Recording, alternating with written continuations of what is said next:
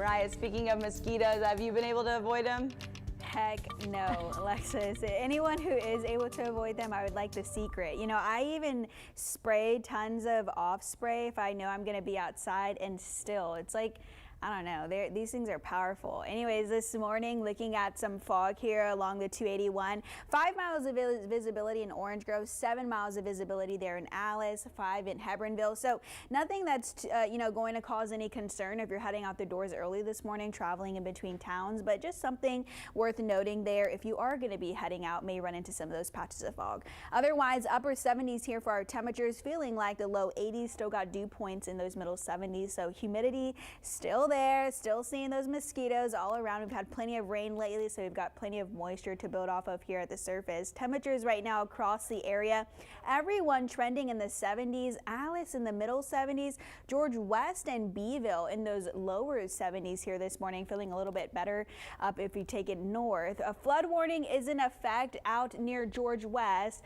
for the Nueces River near Tilden. That'll last until Monday at 9 a.m. So those are going to be for some moderate flooding in some low-lying areas. Expect for some pasture to kind of be spread out over the weekend.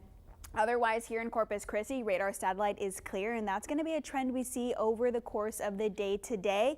And it's a trend we're seeing across the state of Texas, really dry all across our state, a different kind of idea than we saw last week when everyone was covered in rain for days.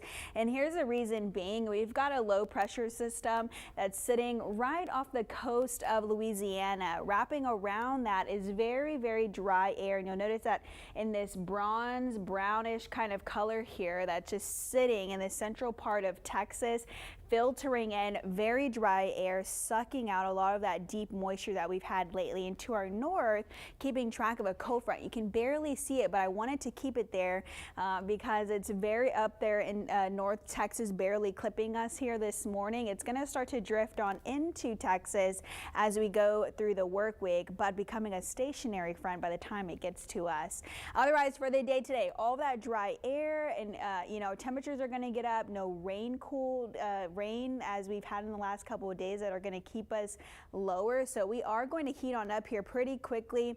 Middle 90s expected by this afternoon. Possibility of a few showers here and there. You notice Falfurrias, Hebronville.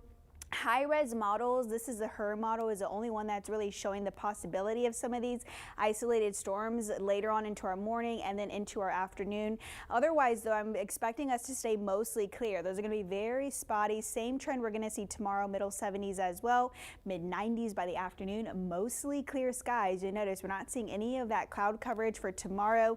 Going into tomorrow night, lower 80s expected here in Corpus Christi. And our outlook on rain, not much. I mean, this is what a difference that we had compared to last weekend.